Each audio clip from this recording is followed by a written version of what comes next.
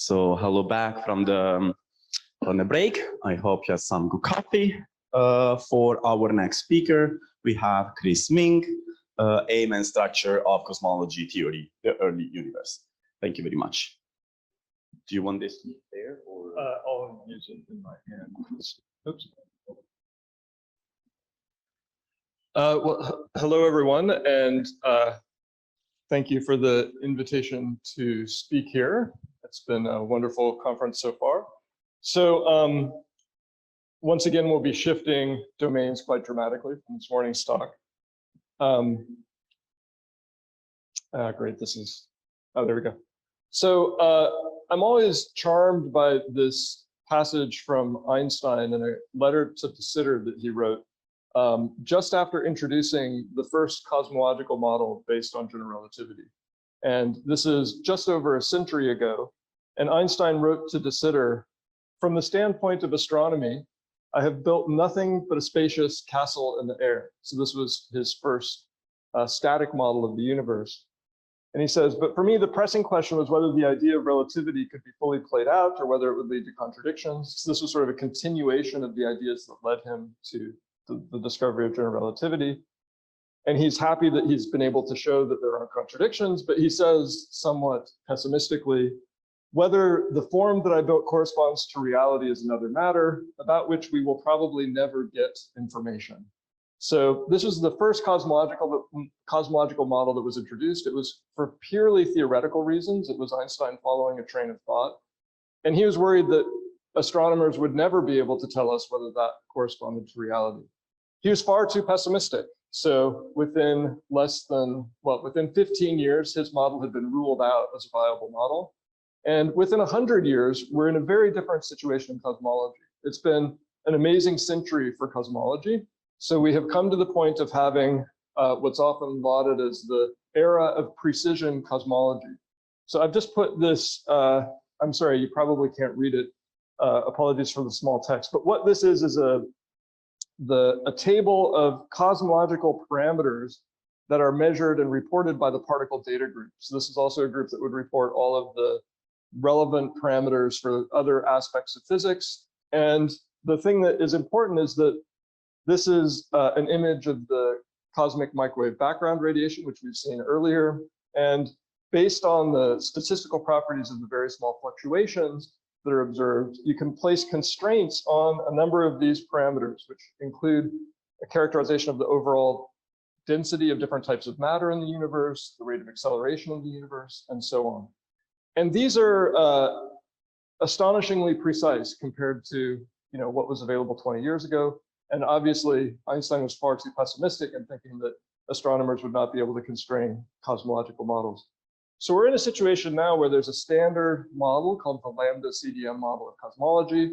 It's supported by various different ideas.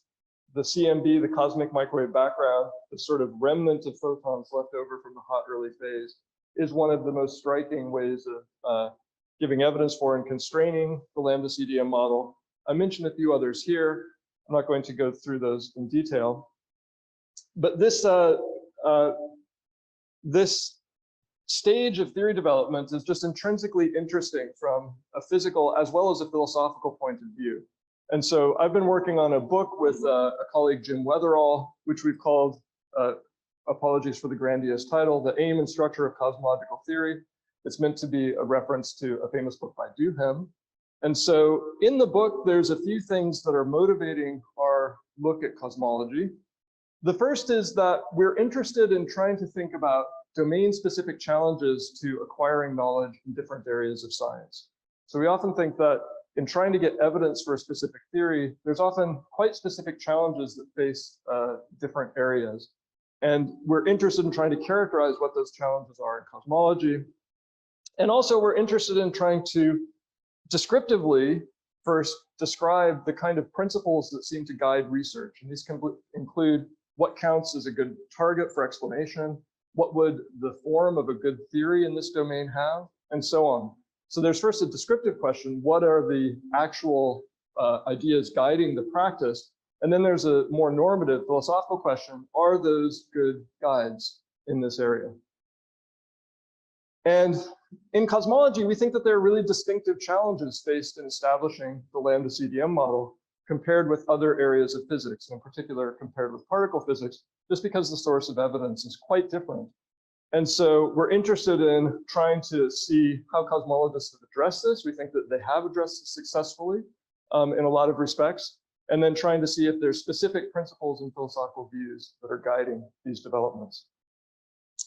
So let me just mention two overall themes that are sort of going through the book, and then I'm going to focus in the talk today on talking about early universe cosmology as one aspect of this, pursuing this overall project. So one of the things that's really just obvious and striking about cosmology is that the way we think about modalities, the way we think about what's necessary and contingent in other areas of physics doesn't seem to work directly for some aspects of cosmology. We can't draw a distinction between laws and initial conditions by varying experimental setup and so on. So, and this is really because in cosmology, as in some other areas of science, we're relying on passive observations. And in some cases, they're passive observations, not of a sample of different things that we can look at, but of a unique event.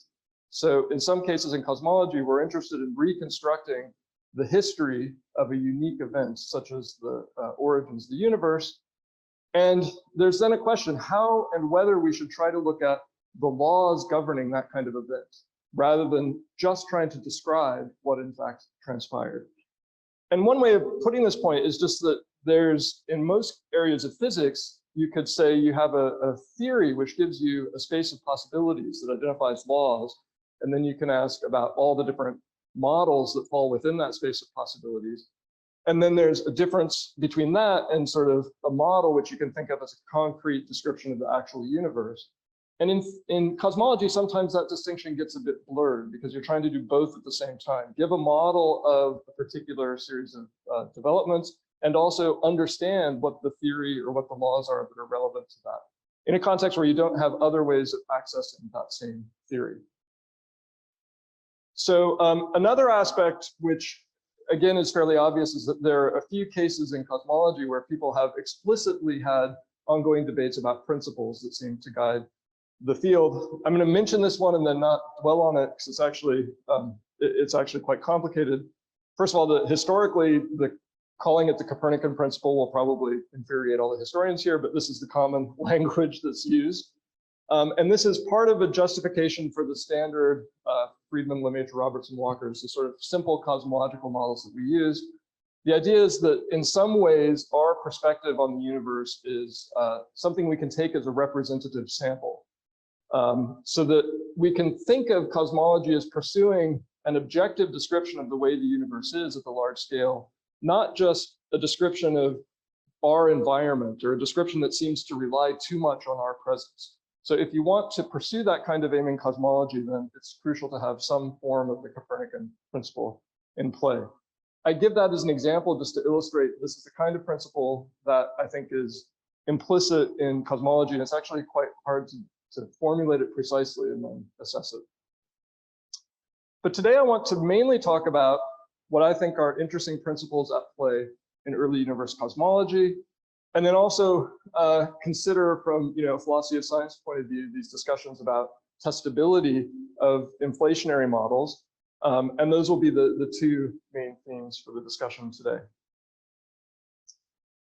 So one of the things that was striking starting in 1965 was the discovery that the early universe is far simpler than anyone had a right to expect.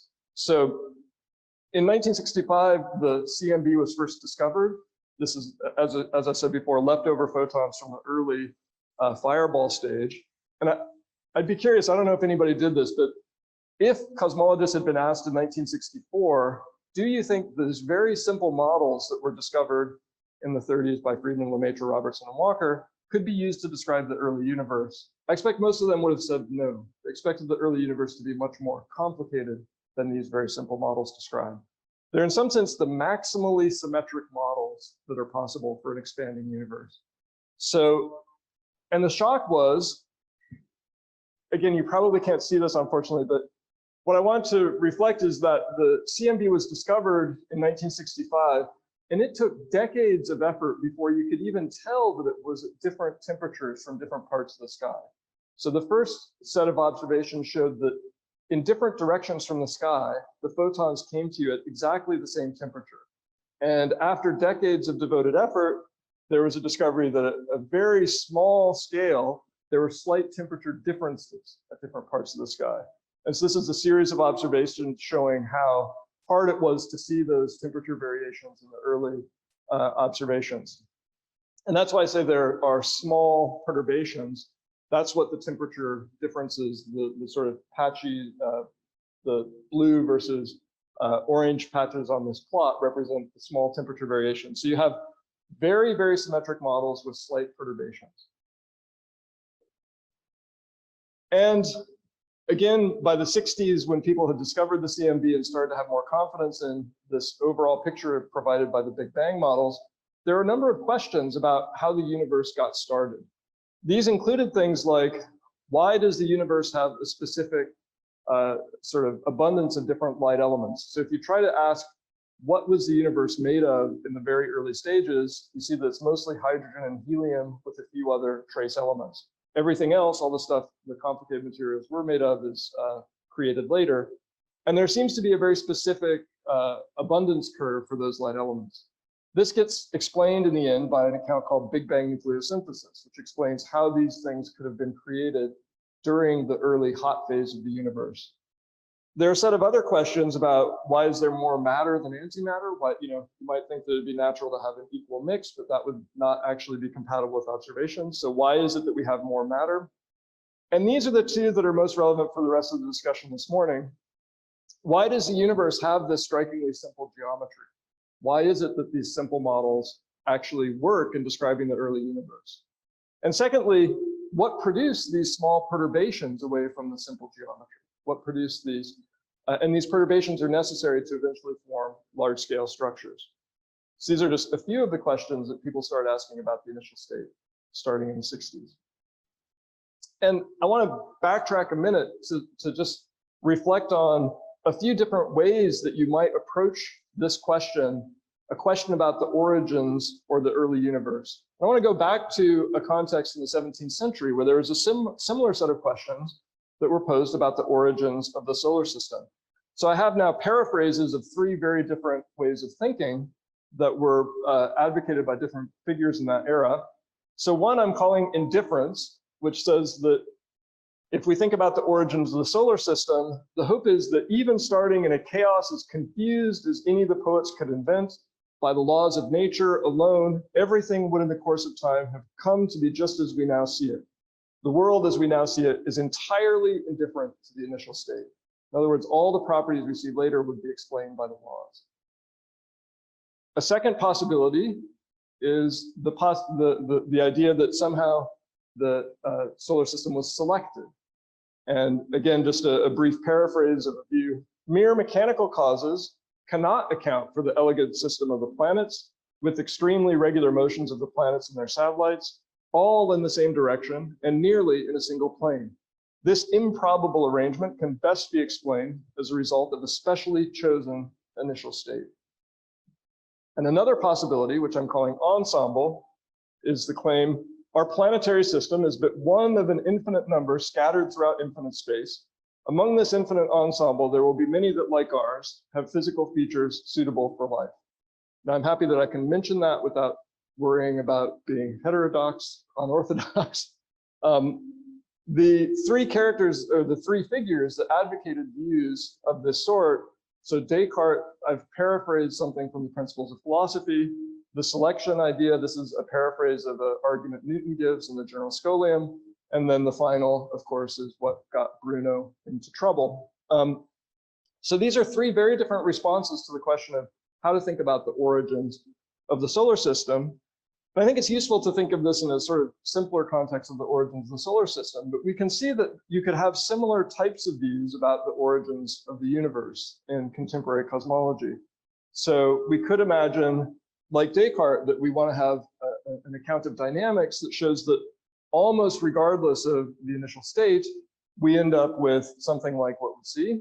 We could instead think that there's a constraint on the initial state. That might be a law-like constraint, or maybe we imagine some other form of choice being made. Or we might think that there's a multiverse and that then there's a form of anthropic selection acting on that multiverse. And so, first of all, just a descriptive claim, the indifference idea has been by far the most influential in contemporary early universe cosmology. So I think that's one way of characterizing a lot of the sort of theoretical approach that's been quite dominant, that we should seek to explain as much as we can through dynamics that washes away the dependence on the earlier state. And so I want to talk about the preference for that view, and there's also then, I think, an important causal argument that accompanies and supports this picture. So let me explain the issue of causation in a little bit more detail. So this is a space-time diagram. So in this diagram, so I've suppressed one dimension so that I can draw it, but these planes are meant to represent space at a given time, where the time would be, say, measured by a clock ticking from the start of the Big Bang on forward. And so time goes up in this picture. And if we imagine that we're on a world line here, and let's say that our point on that world line is here, then the part of the universe we can see will be constrained by our past light cone. So the fastest signal that can reach us is a ray of light. And so if we track that backwards, then as we're looking back with our telescopes, we're looking back in time. And this is obviously not drawn to scale, but I've drawn two surfaces here. One is meant to represent the surface from which we're seeing the CMB. And then this is meant to represent schematically the t = 0 in these models. So don't take that too seriously. We expect the models to break down before that. But in any case, what this illustrates is that there's not enough space-time for distant regions of the universe that we can see to have interacted. So even though everything's going back closer to one another as you go back towards the Big Bang, they're not going close together fast enough to have had time to interact. So if we look at two different points on the CMB, and they're just separated by a little bit more than a degree, will be sufficient. For those points, if you use the standard model of cosmology, those points, their past light cones will not overlap. So that means that there's no causal interaction, no causal signal that could have gone from Q's past over an affected P. Okay? And so this is just a very general, in the standard cosmological models, this is called the horizon problem. As you go back, you can think of the range of causal interactions that would be possible from Q. That range is smaller than what we can see. And so that's a kind of simplified way of stating the horizon problem. Well, and I should say this is a problem because of the fact that these distant regions seem to have a lot of correlations between the physical state in them. So first of all, the 2 points are almost exactly at the same temperature, and they have other physical properties that are very similar as well. Also, the perturbations that we see, the slight perturbations, also are correlated at length scales greater than the horizon. So there are all these correlations between points that we can't think of as arising through causal interactions, at least if we accept the standard cosmological models. And so the intuition here is that any correlations between these points shouldn't be due to influences from infinity, influences sort of from the initial singularity or from other regions. If they're similar, that should be due to some common causal past that they share that would lead to them having similar properties. And so this is similar to other conditions that are used elsewhere in physics, ruling out that kind of influence that would explain the correlations. Now I'll come back to the causality issue in just a moment, but let me now mention, and this has been mentioned before, fine-tuning problems associated with the early universe. And this is just one example. So here we have, on the x-axis, we have the scale factor. And on the y-axis, we have a particular parameter called the density parameter, which is a measure of how much matter and energy density there is in the universe. And just under the dynamics of the simplest models, we have this kind of behavior. What this shows is that if you set initially omega to exactly 1, it stays there. But if you're a little bit off of 1, You either evolve quickly away from it going down, or quickly away from it going to higher values, or quickly away from it going to lower values. So it's a dynamically unstable point under evolution. So if you start at exactly 1, you stay at 1, but if you're a little bit away, you quickly evolve away from that. And this is a puzzle because omega is very close to 1 today. And given the time scale, you'd expect that we're sort of, the universe is old in some sense relative to the relevant time scale. So how is it that many times after this initial evolution, how is it that we're still close to 1? Okay, and so, as I said, I think there are a few principles guiding the way of thinking about these problems. The first is something that I alluded to already, a kind of principle of causality. I think the best formulation of this is something called the law of conditional independence by Oliver, Penrose, and Percival in 1962. Very roughly stated, the idea is that correlations between physical states at space-like separated, that's like the points P and Q, they're far apart from one another. Between those sorts of regions, trace back to a common causal past. A different way of putting it, they screen each other off if you have a region that intersects their common causal past. So I think that underwrites the intuition that there's something really puzzling about the fact that the regions we see are correlated, but they can't have a common causal past. And I also think then that a form of indifference, like what I mentioned earlier, is important in understanding the response that most cosmologists have had to these fine-tuning problems. We might also call this a no miracles kind of condition, that it would be a miracle to find omega so close to 1, given the features of the dynamics. And the idea is, as I mentioned earlier, the things that we've identified as finely tuned properties should be explained by a dynamical evolution that washes away the dependence on the initial state, so that we could have an arbitrary initial state. We don't have to have a very tightly or finely tuned initial state that will lead to a later state, like what we see when we observe the CMB. And that means that the dynamics renders the properties that we see more natural or more probable, whereas they're mystifying or finely tuned before.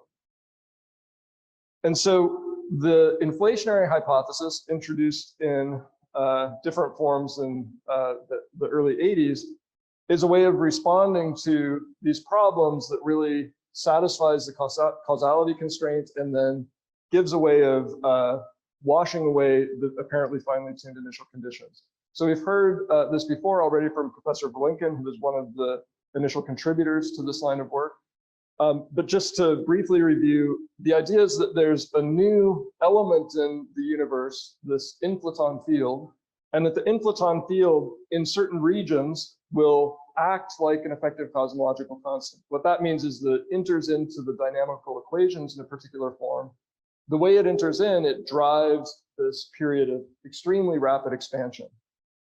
And the consequences of that, so then if it's in that state, it will drive this expansion. And as we'll see in just a moment, it washes away this chaotic or initial state. And so this is Penrose's picture. We imagine there's an initially kind of chaotic state, a blooming, buzzing confusion. And when we have an inflationary phase that arises, we get out something that looks actually quite structured and that looks appropriate for the CMB. So let me just explain one of the consequences of inflation, because it's easy to do with a figure. So here's the figure I showed you before, showing that omega under the ordinary dynamics will rapidly evolve away from 1. Inflation just reverses that kind of feature. So rather than having omega evolving away from 1 during an inflationary stage, omega evolves towards 1. So you could start with a value of omega that's really far away from 1, and it will be driven towards 1 during an inflationary phase. And it's a little bit harder to explain the case for causality, and I didn't have a figure for this, but one of the things that inflation does effectively, you can think of it as taking this plane and dropping it way down the sheet. And so you move this down far enough, and eventually P and Q's light cones will overlap. And so you're changing the causal structure, and schematically, that's what you're doing. You're sort of allowing there to be more causal interaction prior to this time of decoupling, or the time that the CMB was emitted. So in that sense, then, if you have a sufficiently long phase of inflation, you both resolve this dynamical issue with omega, and you have a way of solving the causality problems. And then, and this is something I'm not going to focus on, although this is actually, in some sense, probably the most important point, you get a way of accounting for the classical density perturbations. And this is really the part of inflation that has the most rich connection with empirical observations. But I want to, so again, as a philosopher, I should be clear, we often look at cases of principles that have been used in physics and are very, very critical of them, even if the outcomes are all right. So we tend to look at Einstein's use of the equivalence principle and think, wow, it's really hard to formulate the equivalence principle. It's amazing that Einstein was able to discover general relativity with such a poorly formulated, or hard to formulate precise the idea. And so it's with that spirit that I'm looking at these principles. And I think that there's some problems with just the standard way of thinking about indifference that, to me, are quite striking. So I think the fine-tuning problems, one way of thinking about them is that they reflect a conflict between the idea that there's a chaotic initial state, where you somehow have a random choice from among a space of physically possible models. And on this picture, this would include, you'd expect the distant regions not to have any correlation. You'd expect an arbitrary value of omega, perhaps an arbitrary value of other parameters that are relevant for the standard model. And you see that there's a huge conflict between this idea of the initial state and what we actually see when we look at the CMB. We see a strikingly uniform universe with very specific values of the parameters that seem unnatural, and so on. But so if we think of fine-tuning problems as reflecting that kind of conflict, there's just an immediate question. So what space is it that we're imagining that we're taking a random choice from? So when we're thinking of describing the initial state, how is it that we're thinking of that? So the problem is that we expect that general relativity will break down in the regimes that we're trying to describe. So we wouldn't expect it to give us a good, clear understanding of what's physically possible as as the universe emerged from a singularity. So we should have at least some idea about a quantum gravity theory that would give us constraints on that initial state. So I think there's just an initial question of, how is it that we're assessing these possibilities? And then there's a further question, which is, should we think for the parameter values, for example, that we should think of all the initial values of omega as being equally probable? And the fact that the dynamics has the behavior that it does has led some people to say, well, usually in physics, if we have a dynamical evolution, we want to look at a probability assignment that's invariant under that dynamical evolution. Otherwise, the time at which you assign probabilities will matter, and we want to have something that's invariant under that. If we look at that kind of way of assigning probabilities, then we have a very different picture of how to assign probabilities to parameters like omega. So I think both of these elements are, at the very best, ambiguous, or at least call for further clarification. I think a more fundamental objection here is just that we're talking about a system that does exhibit thermodynamic asymmetries. And so we're talking about doing historical inferences for a system that has a constraint on the initial state that should govern most of the ways we think about making inferences to the past. And so this is a very difficult debate, but I think Penrose has been very critical of the sort of whole way of thinking about the sort of indifference way of thinking, because he just says we have to have a constraint on the initial state, either a low entropy or some other way of formulating that constraint. And that's essential to the way we reason in any system with thermodynamic asymmetries. And that's incompatible with the idea that we started with a chaotic initial state. So I think that's a longer discussion, but at least it's an indication of how there's a very different point of view that I think is at least needs to be replied to, or at least we need to understand how to account for thermodynamic asymmetry if we want to stick with indifference. Okay, so as I said, this is philosophers' complaints about principles that have been used as heuristic principles. a natural response is to say, well, let's look at the outcome of these heuristic ideas rather than dwelling so much on the principles that might have guided the theory development.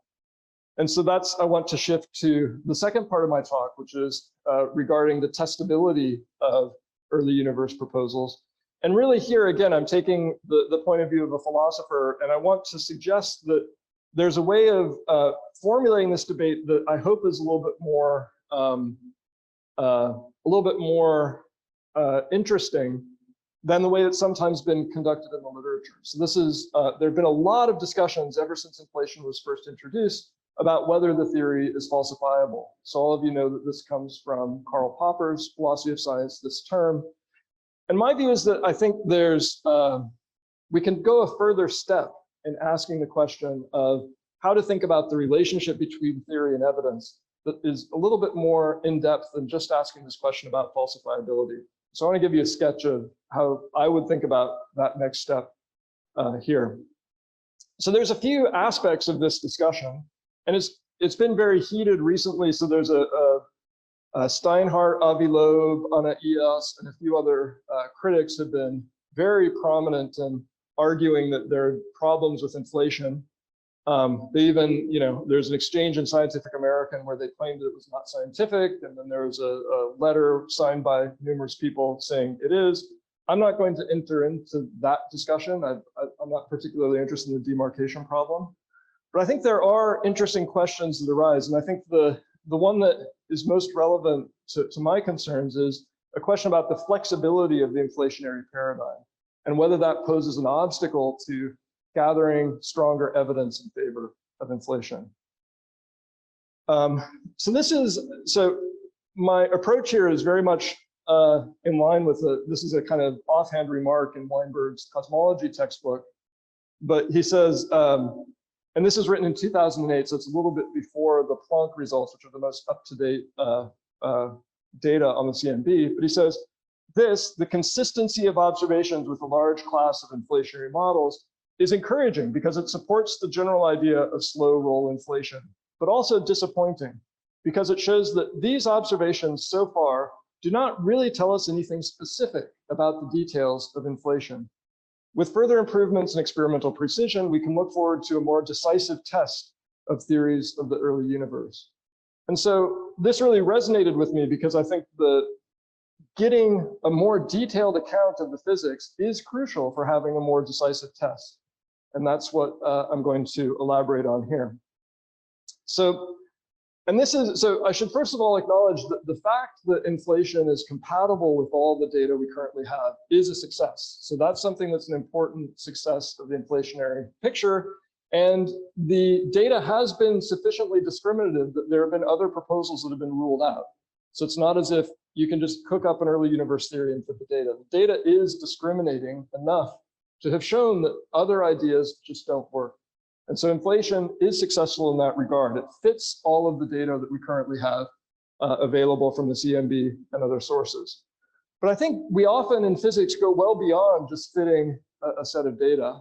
And I tend to look at historical cases and see that in historical cases, if we look over a longer term, to develop more decisive evidence, we often have we develop a theory as a long-term evolution where we have a close interaction between theory and new evidence and develop a better understanding of the system that we're trying to describe. And so if we have good control of the idealizations and physical assumptions used in the models we've constructed, we can use discrepancies with existing observations to discover things that we hadn't included, that we need to include. And that gives us the more and more detailed picture of how things have evolved. And I think that this practice, or when this kind of evidence is available, it gives us really compelling answers to sort of standard concerns about the flexibility of theory or underdetermination. And so the question I'm interested in is, can we think of this sort of approach as applying to inflationary cosmology? So let me say a little bit more about the challenges that I think are sort of standard in philosophy of science discussions, but might not be immediately familiar. So one challenge is, given a theory that you like that fits a body of data, isn't there always a possibility that there will be another theory that fits the same body of data? So this is just the general worry about underdetermination. I have a quote from Duhem here, which I won't bother to read, but there's another issue, which is either, I think of it as either circularity or kind of flexibility, which is that often when we're describing a theory and using it to assess evidence, we often use the theory itself in understanding how the evidence should be interpreted. And so is there a possibility that we're just doing something that's theory dependent and maybe viciously circular, so that we've gotten ourselves in a situation where we can't disprove the theory because the theory is presupposed in all of the ways we think about the evidence? Another, as I said, related worry is the theory so flexible that it would fit any evidence that comes in? And so I think to answer these questions, it's important to actually shift from an assessment of theories that just focuses on a moment in time where they're initially accepted and the kinds of considerations that are relevant then. And I think, it's interesting to look at when theories are first introduced and why they're accepted. There's all kinds of things that are very important in that respect. But I think to answer these sort of standard philosophical concerns about the status of our theories, we actually need to look at a different question. We need to look over the long term. How much is a theory tested by the reasoning that's done based on it subsequently? So once you've accepted a theory and decided to use it to describe some domain of phenomena, can you see your subsequent work as contributing to further tests? Can you see it as sort of continually being tested as you're working on it, rather than just sort of, not being tested or just sort of continuing to curve fit or something like that? So let me go back to a case. This is described in a brilliant paper by George Smith, a philosopher at Tufts.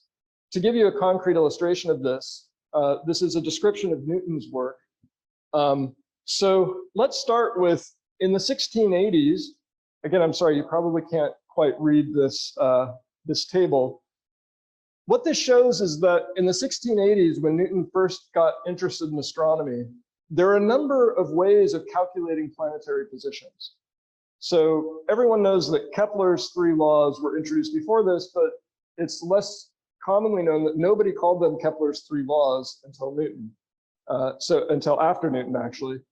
But so here's the list of how, so if you wanted to describe the orbital trajectory, everyone was convinced by Kepler that the best curve to describe that was an ellipse. So his advances in precision were so great that everybody agreed. But if you ask further questions, where is the planet located over time? Or how do I calculate its mean distance from the sun? There are a number of different possibilities. There are a number of ideas that people had for how to calculate these quantities. Some of them were much, much easier to use than what Kepler had suggested. Kepler's proposal was actually particularly mathematically challenging to use. And so when Newton started reading in astronomy, he would have encountered all of these different mathematical descriptions, which are supposed to be describing one and the same thing, where planets are located over time. Now, one of the things that Newton recognized is they don't have equal standing. One of Newton's many insights was that once you understand the dynamics causing these motions, that singles out Kepler's laws as consequences of a central force. So that gives you a physical reason for saying there isn't really underdetermination here. There's a physical reason for preferring this description as the appropriate way of describing planetary motions.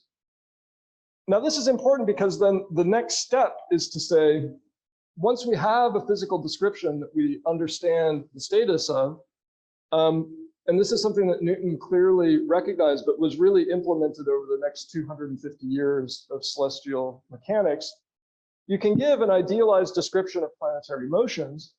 And really, that was never completely compatible with observations. There always were discrepancies that you then discovered when you compared the idealized model with the observations. Now, in most of these cases, though, what you could do is identify a clear physical source for that discrepancy.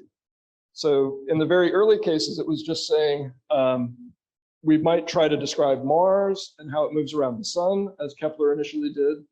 But once Newton recognizes that the sun and Mars are interacting, you have to take into account the mass of the sun. So you already get a correction there. But Newton also recognized that the mass of the other planets would cause Mars to depart from an exact ellipse. So you need to account for the many-body interactions between Mars and the other planets. And so in each case, you would derive a description of the motions, compare those with observations, and then there might be some residual discrepancy. But you could identify that source of discrepancy and add it into a more sophisticated model. And then you end up with a refined model, another idealized descriptions, and then you repeat the cycle. And as you do this, you end up in, I forget the exact number, but in the early 20th century, the theory of the moon had something like 1,400 independent terms in a series expansion that had been identified and were due to different physical sources in this sense. Now, just to give you an example, probably the most famous one, if you look at the motion of Uranus, so this is from a contemporary source, but it's plotting between 1690 and 1840 something, and this is the discrepancy as, I think that's probably arc seconds.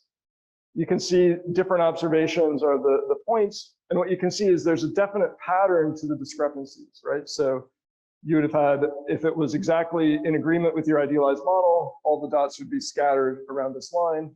But you look at something like this and say, there's a pattern, there's probably a specific source, and then you can actually characterize what that source must be. And famously, that led to the discovery of Neptune. Now, the important point here is that the discovery of Neptune is something you can look at Neptune with a sufficiently powerful telescope. That is completely independent of the gravitational theory. Sort of identifying that and being able to establish that, yes, there is another planet there is robust in the appropriate sense. It's something that you can independently check without means that rely on gravitational theory as well. So this is just the easiest case. And again, this happened over and over again in the history of celestial mechanics. People discovered, for example, the rate of the Earth's rotation varies. So there's something due to tidal friction that is slowing down the Earth's rotation. There's a more subtle effect called the great empirical term that was discovered in the early 20th century. So there's, again, a variation in the Earth's rotation that showed up because of the discrepancies in the predictions of the planetary motions. So again, this was a very brief discussion, but the thing that Smith emphasizes is that we shouldn't be thinking of this in terms of successful predictions, right? So as he says, Newton's Principia forced the test question within orbital astronomy for his theory of gravity to be not whether calculated locations of planets and their satellites agree with observations, but whether robust physical sources can be found for each systematic discrepancy between those calculations and observation. So it's not just getting correct predictions, that's underplaying what's going on here, because we're actually using the theory in a more thorough way to identify possible sources. And then also the fact that you can independently check whether those physical sources are there gives you more direct evidence that is independent of the gravitational theory you're using to make these discoveries. So just to summarize, that was an example, but I think the point generalizes. When you're able to have a line of inquiry with these features, I think you can have a much stronger response to the standard philosophical worries. So unlike sort of merely fitting the data, if we have gone through the process as Smith described for celestial mechanics, what we have in fact shown is that there's reasoning involved in making these inferences. And any theory that we would accept as being as good as the Newtonian theory would have to recover that reasoning, not just the data. It has to recover the counterfactual dependencies that we used in that reasoning. And so that means that there might still be underdetermination. General relativity also recovers that same reasoning, and it's different from Newtonian gravity. But it agrees with Newtonian gravity in saying that those are the right inferences, right? So there's still a scope of underdetermination, but it's much more limited than Duhem would have expected. And secondly, in response to the circularity worry, at each point, we're trying to independently check to see if these discrepancies are actually really existing things. So we can look to see it from Neptune. We can use atomic clocks to see if the Earth's rotation is really changing over time. And that gives us a way of independently checking these claims that there are particular discrepancies. Okay, so I would suggest then that using this approach to thinking about evidence, that the test question within cosmology for the inflationary model is not whether calculated feature, or maybe not just whether calculated features of the early universe, including the overall uniformity and temperature anisotropies in the CMB, can be fit with a particular choice of the inflaton field, but whether robust physical sources can be found for each systematic discrepancy between calculations and observation. As this is just really echoing the way Smith characterized planetary astronomy. And this would, if it was successful, allow us to do what Weinberg suggested was valuable, namely learn about the details of inflation. It would allow us to make a step beyond the place where we've already had phenomenological success in the sense that inflationary models are compatible with the CMB data. The problem is that there are many, one problem is that there are many inflationary models compatible with the data. And as a result, and it's not clear to me whether we have at this point been able to say there are discrepancies that tell us about further features in the early universe. I think we're still at the stage where if there's a discrepancy between a particular model and what we see, you can just shift to a new model. I don't think so we're in some sense closer to the case that Newton was when he was learning about planetary astronomy, and there are a number of different descriptions. And it wasn't clear that there was one that was physically distinguished such that discrepancies would be telling. Here, if we don't have a better understanding of the modeling properties or what kind of common features they have, it's less clear that a discrepancy would be revealing, right? It might just say, instead, lead to abandoning that model and using it to develop a new model. Now, I should acknowledge, so I've advocated thinking of this in terms of long-term evaluation. Historically, we have the benefit of 250 years of work, right? With inflation, we're only talking about 40 years of the development of the field. And I really think it's hard to distinguish in this case between questions about the sort of state of play inflation that could reflect limitations of the theory. So I'm worried that given the number of models that are available, there's such flexibility and we don't have an understanding of the physical constraints to sort of get started on this process of developing successive approximations. That would be a feature of inflationary cosmology that poses obstacles to further progress. But there are also we're more limited in this case. It's much harder to get the kind of evidence that astronomers were able to develop starting in the 17th century onward. There are a lot of features that if we could have access to them, if we could get to the appropriate energy scales or see different aspects of the early universe, it would be much easier to carry out this task of trying to find different robust physical sources for variations on inflation. So I think it's actually a very hard question to know whether our limitations are going to be what halts progress or is the main obstacle to progress, or whether there's actually limitations of theory that are doing so. So in conclusion then, I've said one of my goals was to say more descriptively, what are some of the principles that seem to have guided reasoning in this area? And I've identified indifference and causality as things that seem to have played a heuristic role in the development of the field. And I've given a brief criticism of indifference. I think there are some problems with taking that as providing justification. But of course, we don't have to take that as providing justification. We can instead ask about the empirical evidence for inflation. And we have phenomenological successful models, which is wonderful. But I think we've also, in other areas of physics, been able to give more compelling responses to sort of standard worries about underdetermination. And this goes beyond merely saying that a theory is falsifiable. And I've identified some possible obstacles to developing a similar case for inflation. So with that, I will draw to a close, and thank you very much.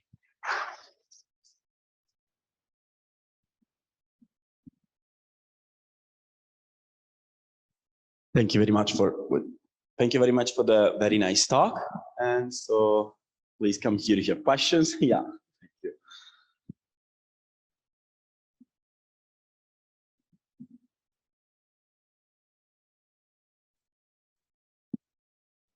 Thank you. Yeah, I have two questions. One is regarding the initial state. it seems to me that chaotic initial state is not really a satisfactory choice of initial state. It can give you agreement with the data, but if you take chaotic state in the early universe and try to continue it a little bit backward in time, you run in all sorts of horrible singularities, which means that your mathematics breaks down. So you could say, okay, but that's my initial state. I don't want to go back. But I think cosmology is not really a very practical science. One of our motivations is to understand the origin of the universe. And model does not, I think, fall short because and another question is about flexibility. And I'm not sure that cosmology is that much different, or maybe you can tell me why it is different. Well,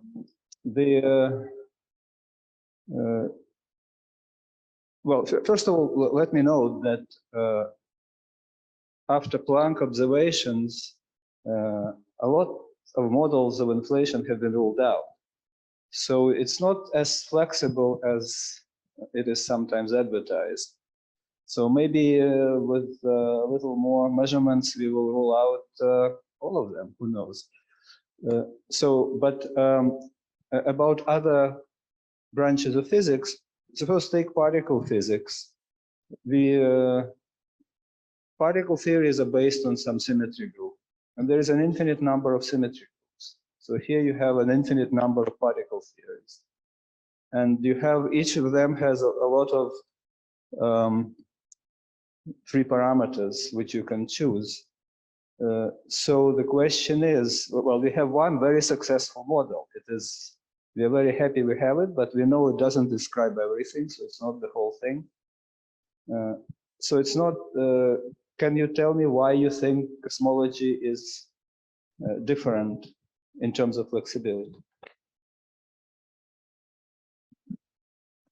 So on the so on the first point, yes, I agree that really trying to make the picture of a chaotic initial state precise would probably lead to, as you say, if you have lumpiness at a high order, you'll have singularities developing, and it's really hard to see how to smooth those out sufficiently going either direction, right? So I think I agree with you that I think so maybe it'd be interesting to know whether you disagree whether that kind of picture plays any role in the way cosmologists think about it. So it clearly, I guess, doesn't play a role in the way you think about it. But this is, when I think of the way of characterizing fine tuning, it does seem like people say, well, there's kind of an arbitrary initial state, and how should we conceive of that?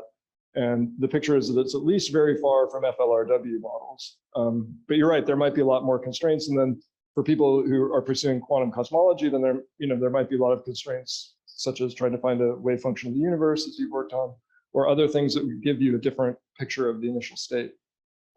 So on the second point, my concerns about the flexibility of inflation are, one way of putting it is the characteristics of the perturbation spectrum will basically give you constraints on if you have a single field model, it will give you constraints on a part of the function, which is how flat it is. It's basically the value of the potential, its first and second derivatives at the point where the perturbations exited the horizon.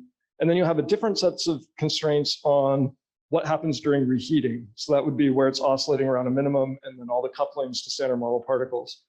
And so the question is, how rich is that as a set of constraints on what's effectively a free function? Unless you have a particle physics model. So let me say, if there's a particle physics model that is constraining the inflaton potential as well, then I think you have a potential for something that is really well constrained. It's just that only given its role in cosmology, it seems like you're going to have quite a bit of flexibility in finding functions that satisfy constraints on this region of the potential and then constraints from reheating. And as far as I know, the constraints on reheating are actually quite weak, even following Planck, although I'd be curious to hear if I'm wrong about that. Regarding whether there's flexibility in other areas of physics, think I'm looking at it from sort of the opposite point of view. So what I would say is the standard model has been so successful, and in the way that Newtonian mechanics was successful, so the key thing is it's not just matching data, it's that we're reasoning based on it to understand what's going on in experiments, to design new experiments, and so on. So we're using our understanding of counterfactuals based on the theory in order to understand what's going on in these experiments. And so I would say in these other areas of physics, it's very tightly constrained, just in the sense that any of the alternative models of particle physics you consider have to recover the standard model, right? So they could differ from it in other ways, but it's because of the success that domain has been nailed down to an astonishingly high degree. Now, we can always be wrong. We can discover that there are effects that are subtle that we hadn't considered, that some beyond standard model physics might have an impact in domains that we thought we already knew. But for the most part, this is reflected in the common practice of saying GR had to recover Newtonian gravity, whatever high energy particle theory you have has to recover the standard model. And so that's the sense in which I see that there's a lack of flexibility. Of course, when you're looking from the other direction, there's a lot of ways you can try to build the high energy theory that does recover it. So, and that's the residual form of underdetermination that I think is always going to be present, right? So Newtonian theory gives you a very good description of the gravitational physics of the solar system. But of course, general relativity does too, because it recovers Newtonian results in the domain in which they apply.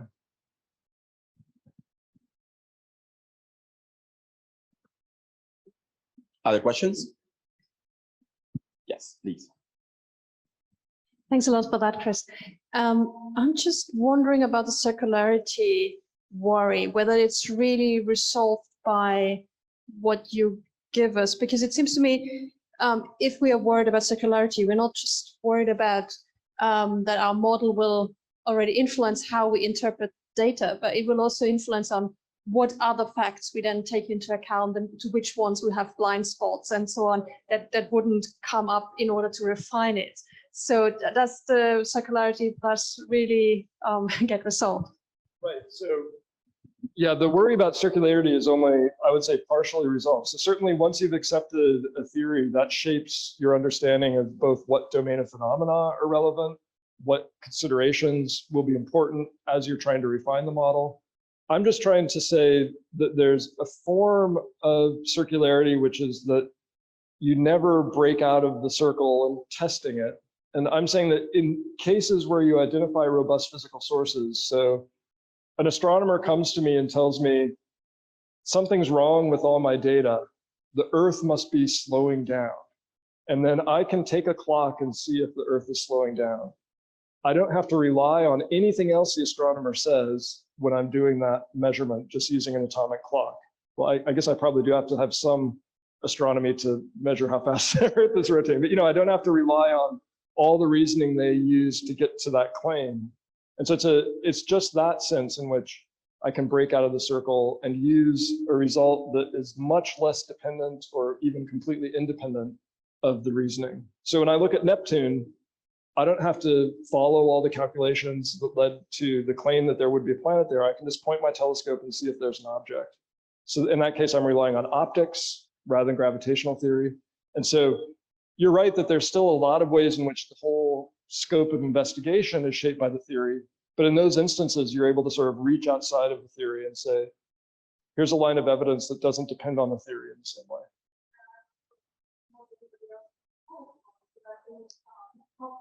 Yeah, no, that's true. Yeah, that's right. Federico?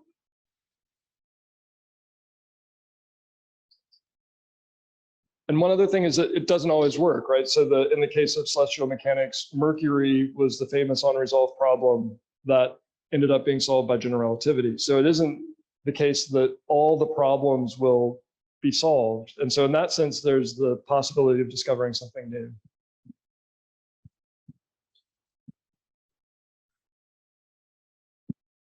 Hi, thanks for your talk.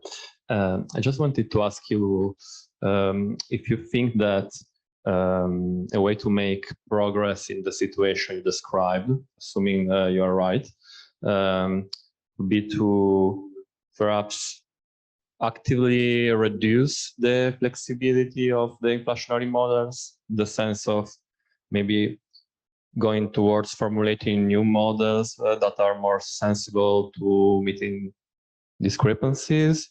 Or maybe you think this is not possible because of the feature of the models themselves and something else should happen? Thanks. Yeah, so I think one of the really appealing features of inflation in its early days was that each model was tied to a specific particle physics proposal. And so then you had sort of separate constraints that would have given you insight into the features of the inflaton field coming from how it fits into a grand unified theory, for example. So I think you could continue to hope that fundamental physics will give you a restriction on what kinds of inflaton fields are available. My impression is that there's a lot of possible, I mean, as Professor Blinken mentioned, Planck has ruled out some of the simplest models. So the Planck data, although in this case, it's always, it's sort of, there is some degree of subjectivity in saying exactly what are the most reasonable models. So my impression is that depending on who you talk to, there'll be different preferences in terms of what are the most reasonable models. So we've already had some observational constraints that narrow the scope a bit of what's viable. But I think ultimately you'd hope that you had some physical grounds for saying this is a working model, or this is a kind of model that makes physical sense. And I think it's just, as I said, in some sense, the energy scales we're talking about are so high that it probably is going to be difficult to get further evidence from accelerators or other types of experiments that would give us direct insight into that. So. Other questions? Some answers. Yeah, Alvaro.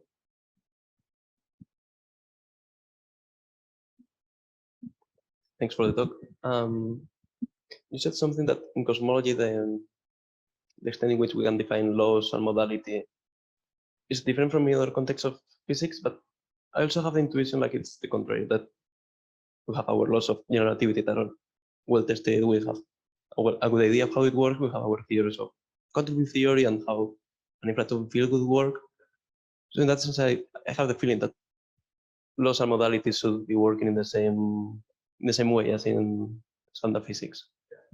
So I meant to be more careful than I probably was when I said that. So I think in most of cosmology, you can think about modalities in basically the same way you do in other areas of physics, that you have the laws of general relativity, and they apply to, take this region of space-time. The laws of general relativity apply there. They apply to all the other regions of space-time. So in some sense, you don't have this sort of only one universe problem. You've got the laws applying to every region of the universe. And so in that sense, the sort of standard way that people say is, well, there's only one universe, so how do you talk about laws? I think that the only cases where the question of laws gets trickier in cosmology is where you really are looking at something that's a unique event or something about the global structure of the observed universe. And then it does get to, you don't have a sample, and you have to try to distinguish between what's a feature of the laws and what's a feature of contingent facts about our neighborhood. And so I think that's really the only case in which this question of laws and modalities becomes really tricky. If you're talking about astrophysics or even galaxy formation and so on, even those large scales, you have multiple copies. And so then it's more like other questions in astronomy where you have a sample that you're trying to figure out like how the elements of the sample relate to one another, but you have a sample, so it's not a single instance.